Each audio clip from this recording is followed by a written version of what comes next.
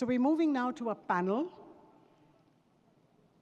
The discussion will be on Greedy for Growth, the playbook for career, confidence, and courage. And as our stage gets ready, the theme redefines ambition.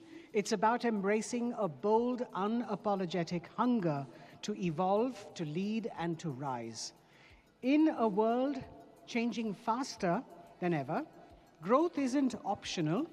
It demands the courage to take risks, the confidence to back yourself, and the clarity to build a career that's future-ready. Greedy for growth is a mindset, one that turns ambition into action, resilience into strength, and opportunity into impact. And today we'll explore what it truly takes to be bold, to be hungry, and to be unstoppable. So let me invite up on stage our moderator, Myah, Payel, Mitra, LinkedIn top voice and somatic leadership coach, founder Move with Myah. She's globally sought after as a somatic leadership coach, culture catalyst, LinkedIn top voice, and global woman leader 2024. She has empowered over 18,000 leaders across 30 countries. Founder of Move with Myah, she blends structure and somatics like no other, helping leaders lead with impact, with influence, and with intention. Leading our speaker panel, Jacintha Jayachandran, advisor. Jacintha has a fan following here. Advisor Calphus Technologies, who embodies resilience, purpose, and relentless growth. With a 31-year career spanning corporate leadership, entrepreneurship, and social impact, Jacintha has worked with Infosys, OnMobile, founded Skills Cafe, led HopeWorks Foundation, and now advises at Calphus Technologies. Mathew, India lead, sales effectiveness, Palo Alto Networks, is a seasoned sales enablement leader with over 2 decades in IT, shaping sales effectiveness at Palo Alto Networks and previously at HP, NetApp, and Salesforce. Rashmi Virdy, engineering manager Google, is a distinguished engineering leader with over 2 decades of experience driving innovation across Java, Python, AI, and machine learning. She has built and led high-performing teams at both Google and Amazon, steering critical high-traffic services and scaling new charters for growth.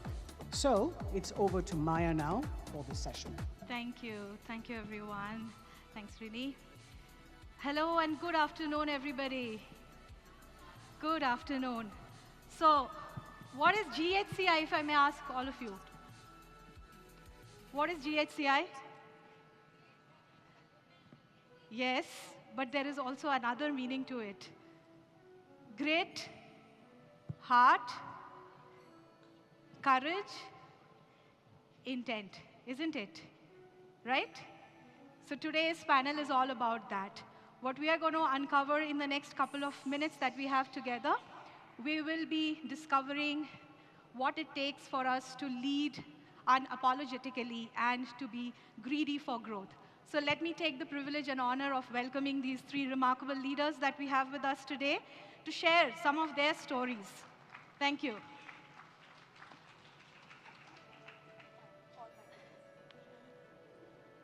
So I want to begin with, something from my own journey of being a coach and having worked with leaders from across the world.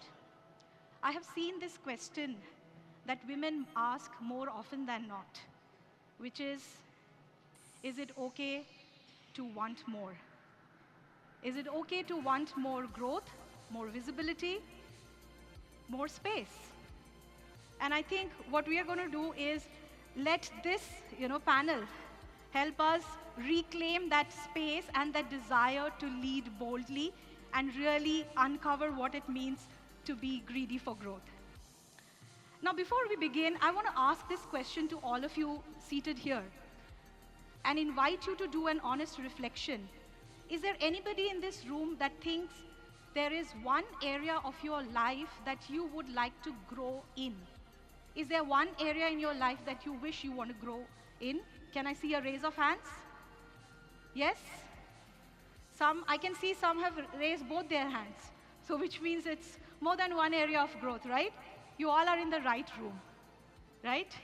So let's welcome our panelists today. And I want to start off with you, Jacintha, from your journey of really having made some bold, courageous decisions in your entire career spanning corporate, social impact, and entrepreneurship. So could you walk us through a moment where you possibly had that moment where, it took you the most courage, and what did that lead you to? Hi, everybody. Love you all. It takes courage to love unabashedly, first of all, and I hope all of us can love ourselves first, right? So on that note, it's not a moment, Myah. I think there are moments, and they continue to emerge every day, especially in the life of a woman, right? If you look at all the M's that we have in our life, right? From menarche to menopause, from marriage to motherhood to everything else, it all seems to be with M, and I'm not naming the most important M there, okay? So the truth is, it's many things rolled into one. But I'd like to talk about two such, transformational events that have happened in my own life, for which I did this shifting from, say, being an employee to becoming an entrepreneur, and from an entrepreneur to become a solopreneur and a social impact worker. And I think each one of this journey has come with a lot of self-discovery, a lot of fear, a lot of jumping through the hoops of fire, but still believing that I'm going to land in a safe space. And I think that is really the beginning. So when I left my corporate career, or full-time corporate career, I really just wanted to believe that I can write my own paycheck. Perfect. Yeah. I, for some reason, believed that I'm very capable of it. Hindsight, it may sound very stupid, but I'm so proud to be stupid. I embrace my stupidity, yeah? And I sat the next day when I had resigned with no other job, and I said, so what do I do now? And I realized Jacintha Jayachandran needs to become the product and the service which I take to the market. And I need to sell her capability. That was the first discovery, and a huge risk. It wasn't easy, but it definitely was self-affirming. It was just a decision. I said, I'm not going to get somebody else to determine what goes into my bank account every month. It's going to be my choice, which meant I need to plan for it, invest my time. When I moved from that into becoming an entrepreneur, from there to now becoming a social impact agent, again, my girls are all sitting there. I work with girls because that's not just a passion to be spoken about, but a dream to be lived.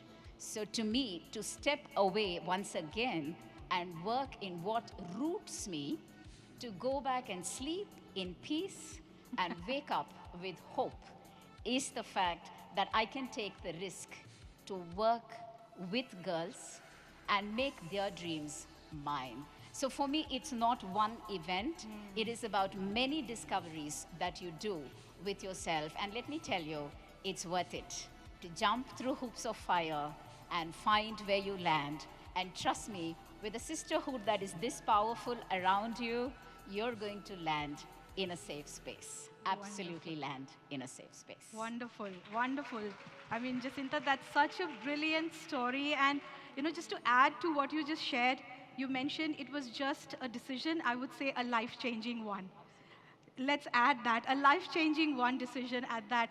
And, from your story, I almost got goosebumps, first of all, I should say that, because a lot of it was relatable to me, having walked a very similar journey of saying no and goodbye to a salaried paycheck, to having walked the entrepreneurial route and saying, hey, there is something more waiting for me to do, and I really want to try. Even if I fail, I will fail on purpose. And I think that's something I would definitely like to share with you. And I see your journey is almost about, using courage as a compass and not necessarily using it as a destination, because it's one step after the other that we need to take, and we just have to think of the next best step. Now, talking about the next best step, I want to come to you, Mary. And, as somebody who have navigated multiple roles in your career. What I learned from your journey is that you have worked in marketing to operations to sales enablement to coaching and mentoring and even in public speaking, right? So, what internal compass has guided you through these multiple transitions, and what advice would you probably want to give to other women who hesitate to take those bold decisions, thinking that, hey, I do not have everything right and I do not know if it's the right time to take that decision? Yes, I took, I would say, 4 big pivots in my career, very distinct ones. And my internal compass to your question has always been growth. And as the topic says, greedy for growth. When I was given the topic, I shared it with my father, who looked up the dictionary for the meaning of greedy, and he told me to use the second option given, which is drive for passionate outcomes. So, which is exactly I was always, my North Star was always growth.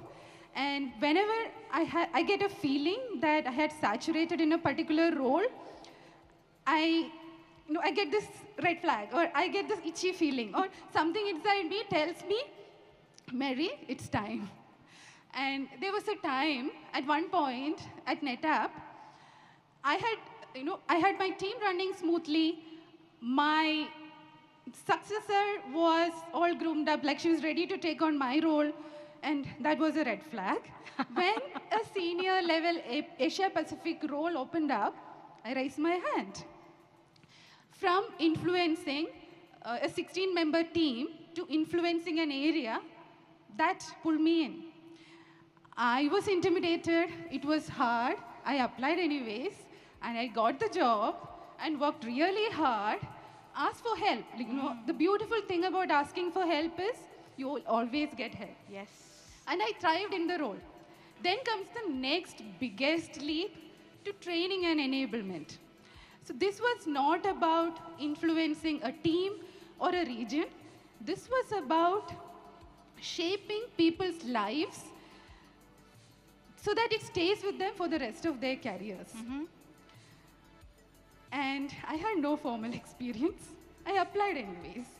And I still remember my hiring director at Salesforce told me, Mary, I was looking for 3 things, and you clearly did not check any of those boxes. But the effort that you put in, the research that you did in the whole interview process, and the case study you presented, your positive attitude, and your track record of previous career transitions blew us away. And I got the job. Again, it was difficult. I put in a lot of effort, got help, and I thrived in the role.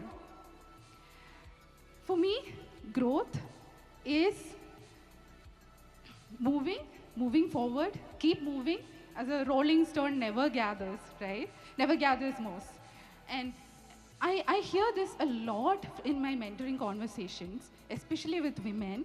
They would want to make a career transition, a career move, and I ask them to apply. They say, I'll do it after 6 months. And I ask why. No, I'll do a course. Mary, please suggest a course to me. I didn't do that. If I had waited then, I would be waiting still for that training and enablement role. Exactly. So, if there is something that's inside you, something that tells you to keep moving, I would say act on it.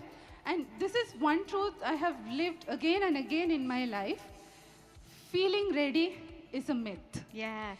You become ready by doing it. Perfect. And readiness is overrated. Courage is not. Wonderful, wonderful. You just said it, you pretty much summarized our panel in some ways, I guess, Mary.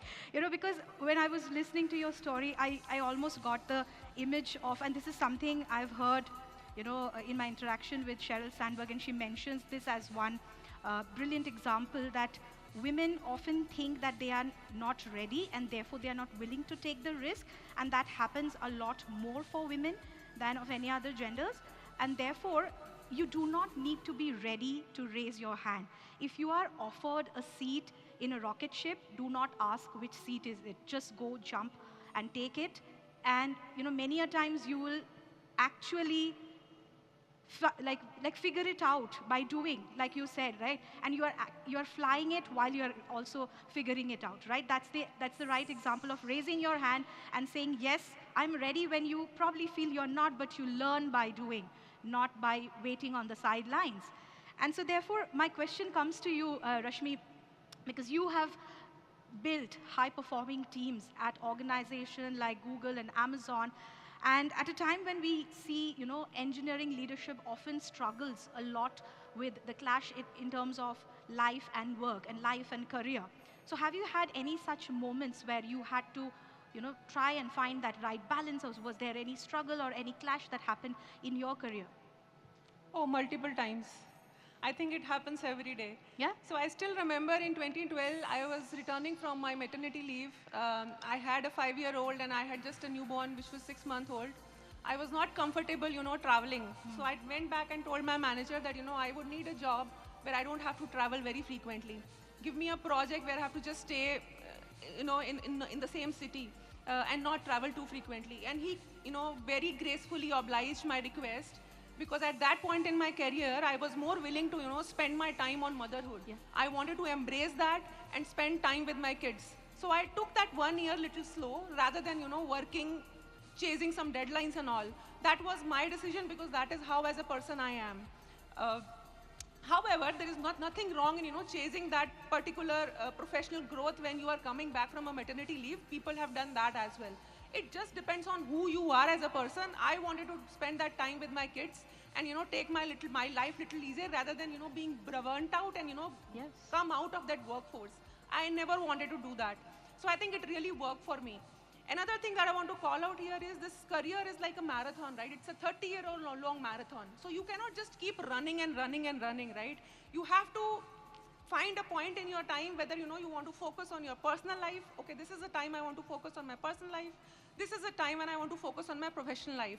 Yesterday, when I was packing my bags to come to GHCI, my younger one came and asked me, Mama, where are you going? I said, I'm traveling to Bangalore for 2 days. He said, only 2 days? I said, I'm back after 2 days to monitor your screen time. So I think right now, since my kids are grown up, I think they would enjoy their freedom, and that is how I'm able to focus on my career completely with 100% dedication and motivation. There could be 100 different reasons to come out of this workforce, but find out that one motivation that will keep you engaged and don't give up. For me, that motivation was always my paycheck. I always look forward to that end of the month when I'll get my salary. Perfect. That was my motivation. Find out yours. It could be something else for you, but for me, it was one. So I think, yeah, it's not that hard, but just take it one day at a time. And you will pass those 20 years the way I have done it. Motivation is the paycheck. I mean, what can you say after that? Such a brilliant take from your story, Rashmi. And this again brings us to understand that as career professionals, you always have the choice to decide what and how you prioritize, given where you stand in your life and career at that point in time. So it's something we can all make an intentional choice as we go, right? And I think that's how you beautifully summed up. I think, Jacintha, you wanted to add something to this. Yeah, I just wanted to add to what, Rashmi so beautifully put. And that is, your children do outgrow you. And you should have the courage to say, so be it. Yes. Yeah. Yes. Don't hang on to the coattails of your children and say, I have to be relevant and present every day. And I discovered that when my son was in the 2nd standard. I quit exactly for 2 weeks because I thought I needed to be a full-time mom. I went to his school with packed, fresh made, organic samosas, not fried, and a pineapple juice, fresh made once again. He saw me in the campus, he was very excited. He came, he hugged me, and then he said, could you buy me the egg roll from Abu's, which was greasy, terrible, whatever. So much so for effort. And then he said, could you buy me fruity? I said, maybe day 1, yeah. And then he said, by the way, Ma, I'll come in the van because I have to win today's stone, paper, scissor I lost yesterday. But I will look at you from the van and wave at you. Yeah. And it got repeated on day 2. And then it got repeated on day 3. Week 2, I got another job, which I made sure So I for all of landed you, at home. you know, Yeah. struggling with the motherhood guilt, there you go, the story. Yes, right? I think, you know, what we're hearing from everyone here is that growth is not a linear journey. It many times takes us through those alleys that we have to find our ways to navigate through. And which also brings me to, you know, the next topic that I want to sort of understand and discover a little bit more from your journeys here is ambition without apology. So for many women, ambition is never the challenge, but permission is, right? And especially if I look back at my own journey, and I'm going to share this with all of you. So when I decided to quit my full-time corporate job and decided to pursue something which was pretty much unheard of at that point in time, I'm talking about 2014, that was almost 11 years back, and I went back to my family and I said, hey, this is what I intend to do, and I'm going to quit my full-time job. At that time, I was working for a Big Four management consulting firm, and everybody in the family went like, are you crazy? Are you going bonkers? Like, what's happening with you? My mom had put up a fit, and all of that happened. And for quite several years, I thought maybe that isn't the right decision, only to come back home to have that itch burning within me and thinking, what if I were to try? What if I were to try? And that itch initially, and I think eventually grew into a bigger sort of a burn, and it led me into doing what I'm doing today. So therefore, I think it's very important for women to understand that you do not need to wait for permission, right? If you have an ambition, go out there and be unapologetically ambitious for whatever dreams or goals that you are after. It's just that you have to take one step after the other. Mary, I want to ask you this question, which again, you know, from your story and from your journey, we hear and we understand that growth often happens when the timing isn't perfect, right? And you have taken up new roles, new responsibilities, new domains, especially through your career transition journey. Now, how do you redefine ambition for yourself? And what does unapologetic ambition look like for you? Okay. To begin with, yes, you're right. Some of the most important decisions in my career happened at the most difficult times of my life. I, for the first time, became a people manager when my elder daughter was 3 months old. People asked me, why now? Why not wait?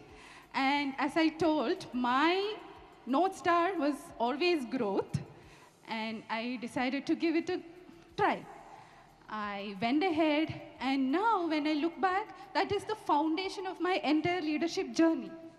And then again, when my second younger child was born, I was offered to take up an even bigger team. By that time, I had learned a lesson from my first decision, not to let go of any opportunities. I took that up. And that decision made me a stronger and more confident leader. And then comes the business travels. Even I didn't travel for a year like Rashmi mentioned, but the first time I traveled was for 1.5 weeks when my elder one was 1.5 years. It was hard, I was guilty, I went anyways. And that opened doors of opportunities for me. It increased my visibility. Now, does my daughter even remember that? In fact, it's the opposite. Both my girls are super proud of me. Yes. And they are the ones who put together this outfit for me today, including the shoes. Wonderful. They specifically wanted me to go my best today, and this they thought Lovely. is the best. Wonderful. So, am I guilty?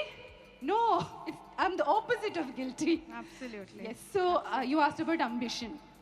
So for me, ambition is going for growth or choosing growth over staying safe. Absolutely. And unapologetic ambition to me is not having to shrink your dreams just because the timing is not ideal. Yes.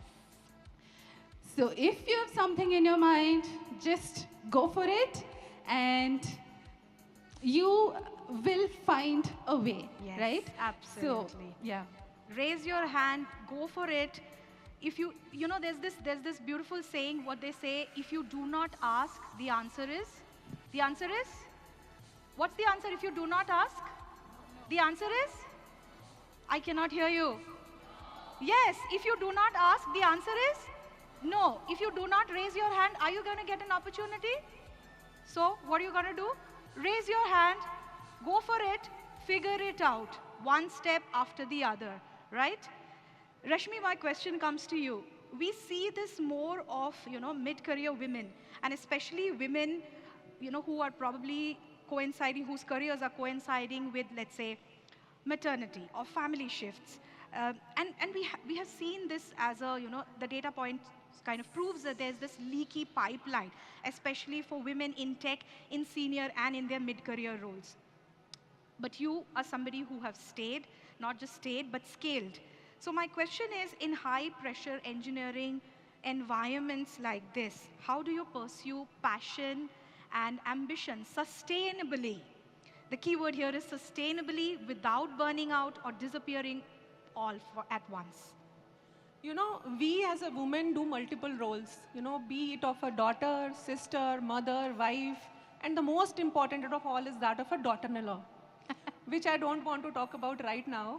So what I want to call out here is, when you are doing these roles, you have to take care of yourself. Yes. When you are traveling by aeroplane, they make an announcement, in case of emergency, wear your own mask first before helping others. Absolutely. So when you are doing these multiple roles and juggling, being a mother is a full-time job.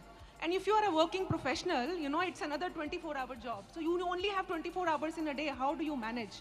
So you need to take care of yourself first before you can do all this stuff, right? Otherwise you cannot, you will burn out. So the key ask here is, take care of yourself first, self-care without guilty.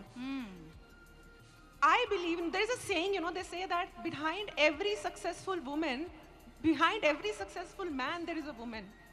I personally believe that behind every successful working woman, there is an excellent house help who is taking care of all the chores so that she can take care of the work and the family. Yes, so absolutely. you need to focus on that, right? Don't try to juggle, cooking and, household chores and managing everything on your own. Make sure that you have all delegated most of the stuff, that you cannot do on your own. Absolutely. So do that, right? So that's most important. So I would say, I think that the crux here is, you have to basically take care of yourself. And second thing is, have a good help available for yourself. Ask for help. Yes. I think the way Jessie and, Mary said that, you have to basically raise your hand and ask for help, because if you want to survive, you have to do that. Absolutely. You cannot do everything on your own. You Yes. are not a superwoman. Don't try to become one. Absolutely. You cannot. Absolutely. You cannot. Yes, yes. Absolutely. Very brilliantly put. And I think, when you said that behind every successful man, there is a woman, that's what they say. And behind every successful woman, there is an entire ecosystem that needs to be built, and we can choose consciously and intentionally how we build that ecosystem. And if you are good managers and leaders, you know how to delegate, right? So do it diligently at home and at work, right? Jacintha, my question comes to you. You describe yourself as a mother of your son and to 1,000+ girls across India. Yes? Now, how has motherhood in its expanded form in any way possibly shaped your leadership, and what does greedy for growth mean to you at this phase and journey of your life? It's fantastic to be greedy. It's not a bad word. It's fantastic to get up and kick ass. It's great. It's fantastic to redefine roles. Don't get stuck. So, being a mother to my 1,000 girls at this point in time, and hoping to be a mother to 1,000,000 girls in the next 10 years, I know is a physical impossibility, but I think growth happens at the intersection of courage and dreams. Lovely. It is really that intersection. If your dream is not frightening you enough to get up and run, it's not a dream, folks. Beautiful. It's a wish.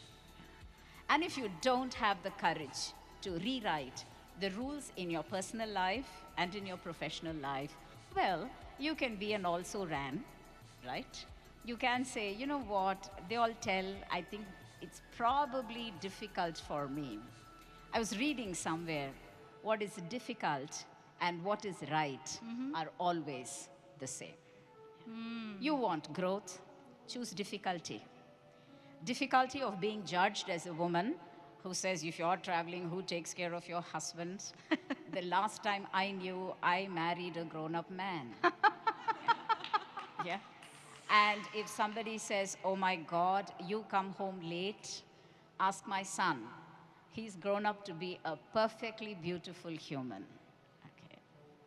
If you're going to cow down and bow down with fear, don't ask for growth. Yeah, So whether it's 1 million girls or in the 5 years that we've been around, we've gone from starting in Bangalore during COVID to Srinagar to Shivagangai today. I think it's merely by relying on the power of courage and dreams. You have to look at, are you at that intersection point? And it also takes a lot of courage to multiplex your roles, right? It's not just at home. You've got to multiplex. Right now, I work as an advisor in this fantastic startup called Calphus. It's my day job. Somebody's got to write my paycheck, right? And I'm hoping you got to do that. But at the same time, I think it's also equally important to pursue what makes you get up in the morning and say, I've got this fantastic race to run. So I do multiple roles, both personally and professionally. I'm a caregiver to my mother and my father-in-law who are 82 and 87. And I adopted my mother-in-law's child, I realized, and made it my own. I hope you got the meaning. Somebody tell me it's different for you, and I really would like to meet you after this event. But it looks like I became a mother much before I became a physiological mother. So I think being a mother across all of this is completely possible. All you need to do is be a ruthless delegator, even at home. Perfect. Yeah? And I don't use the word ruthless in a difficult way, but I'm saying constantly ask, is this the best use of your time and talent, right? Is this the best use? I'd love to cook every day. I love cooking, by the way. But do I want to do idli sambar every day? Of course not. I've trained Bablu in my house to do it, and he does a perfectly great job of it, right? Yes. But tomorrow, if I want to do something else, which is exotic, and for an exotic person, right? Or if the people I love are unwell, I'm going to step into the kitchen. Otherwise, Bablu is a great kitchen manager, and I love him for that. And he's been with me for 14 years, and he's from Kolkata, and he makes sambar better than any South Indian. And my mother-in-law, who's, bless her, she's not here anymore, and my father-in-law can't say that doesn't taste like Tamil sambar. So just learn that growth happens at that cusp. Yes. When courage meets unabashed dream, and you become a perfectly ruthless delegator. Wonderful. Walk. Wonderful, wonderful. I think, we've said this earlier, and I want to say it again and again and again, that women do not have to choose between ambition and balance. We do not have to choose between ambition and balance. If anything, like, look at all the stories here, right? Both can coexist, but there is a rider to it. Both can coexist when we actually set those intentional boundaries and we are being intentional about the growth and are aligned, right? Now, so the million-dollar question is, how do we really play it big? I think that's what's on everybody's mind who's sitting here. But playing it big doesn't necessarily mean growing fast, right? We want to talk about understanding how do we navigate through midlife shifts, caregiving roles and duties. And when, possibly struggling with transitions and identity crisis maybe, and well-being challenges. So my question rather comes back to you, Jacintha. What advice do you have for women, especially women who are in their midlife shifts, perhaps experiencing or going through perimenopause or caregiving duties, or in their reinvention of their identity, and when they possibly think, hey, it's too late for me to grow? I don't know why the midlife question is for me. From what I know, I'm reverse aging. That's what my friends have been telling me. Yeah. They inserted an intrauterine device a month ago. It was painful enough. But ever since, I've started developing pimples like a 20-year-old. So I think I'm reverse aging. The clock is going backwards. But to just answer your own question, how do you navigate through this? I think there are 3 principles. One is pause when it's difficult. It's okay. Don't stop. Pause. Yeah. Right? Pause is the operating word. Understand the power of pause. Okay? You want to take it slow, like Rashmi said. You want to take it a little easy. Go for it. Pause is a great one. The power of pause in having a life and a career which lasts, as long as your life is, I think is a great thing to try for. The second thing is take yourself and your health seriously because you matter. I remember training a whole bunch of women leaders across corporates, and one of them came to me after 6 months, and she told me, Jacintha, I finally realized I don't have space for me in my life. I said, welcome. So basically, you don't have something to call home. Yeah. You know how stressful that is? To not belong in your own home because you haven't crafted that space for yourself in your life. You matter. Yes. Your life matters. Your health matters. So when you cook and put the menu out for everybody else, be unapologetic about saying, I need my health food or unhealthy food, whichever way it is, right, on the table, and I'm going to be unapologetic. I want you to be a meal planner, a deal planner, a fitness planner, a financial planner for yourself first. Yes. And be unabashed about it. And the third principle, and most certainly, is, you know what? As many people exist, as many tongues exist. If you're going to give them permission to talk to you, tell them toxicity is not something that I tolerate. Either walk away, right? Or tell them to shut up. It's okay, right? If it's someone very elderly, and it can be even my mother who can be toxic, right? Because every time she saw me coming back at 8 o'clock, she will tell me, your son is waiting. My husband will come back 15 minutes later and she will offer him a cup of tea. Yeah. So later I realized my mom is now not being an ally, but I certainly can't tell her that, nor can I tell her shut up, right? So I would choose not to look at my mom when I walked into the house. I looked at my dad, who at least had a little bit more empathy, right?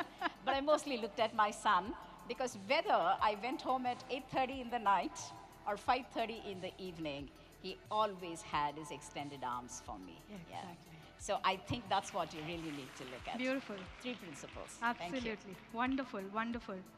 Mary, I want to come back to you. Your journey shows us that growth happens in the middle of life, not outside of it, right? And from becoming a people manager on the very day you returned back from your maternity leave to navigating career pivots, evolving through identity and midlife transitions, you have balanced multiple roles all at once. What mindset shifts and support systems have helped you stay resilient and sustain through your ambition? I wish I could tell you I did all that gracefully. My name is Mary, but I was not so merry when I went through all this, the meltdowns at home, the nanny taking off, that too on the wrong day. And ever-going arguments with my husband on who will do what, the missing water bottles and the lunch boxes, the school sending non-stop messages. It was hard. That mindset shift was what both of them already told. That telling yourself that I can't do it all by myself, delegate. Here, I wouldn't take that angle. I would talk about one angle, what usually women ask me back when I tell this in my mentoring conversations. They tell me, what if I can't afford a support system? What if, what if there's no support system at all? Like, what do I do? For them, my answer is always the same. When you are clear about your ambition, when you allow yourself to grow, your support system appears. Not before that, not accidentally. Only when you are clear about where you want to go, where your next growth step is, only then your support system appears. And the second mindset shift, I would say, is very simple. If you're not okay, your house is not okay. So I took care of myself very well. Perfect. Ate well, slept well. I was the first priority. At my home, I would eat first if I'm hungry. Because, my mood matters.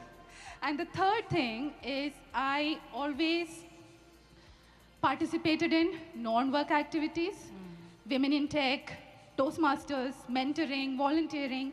Those were not additional work for me. Those were my stress busters. So to all women who try to balance ambition and life out there, just be clear about where your next stop is or what your ambition is. Then your help, your support, your goals, your opportunities, everything will start showing up. And how to be clear? To be clear, start doing, not waiting. Absolutely, absolutely. Very brilliantly said. My last question comes to you, Rashmi, and I want you to help us with 3 quick, greedy for growth moves for women leaders. What I believe is a best career decision a woman can make in her life is to choose the right spouse. Because if your spouse is invested in your career, half of your battle is won. So all the ladies who are sitting here in the crowd, those of you who are not married, look for one. Look for the spouse who is invested in your career. And those who are already married, please don't start looking for another one.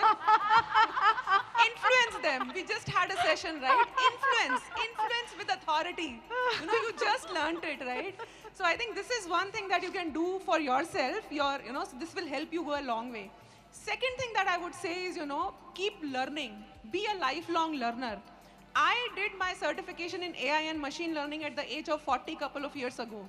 So you have to keep learning because every couple of months a new technology comes in and you have to just, otherwise you'll be redundant, nobody will want you in a workforce. So you have to keep learning all the time, you have to be on your toes. That's the second advice I want to give.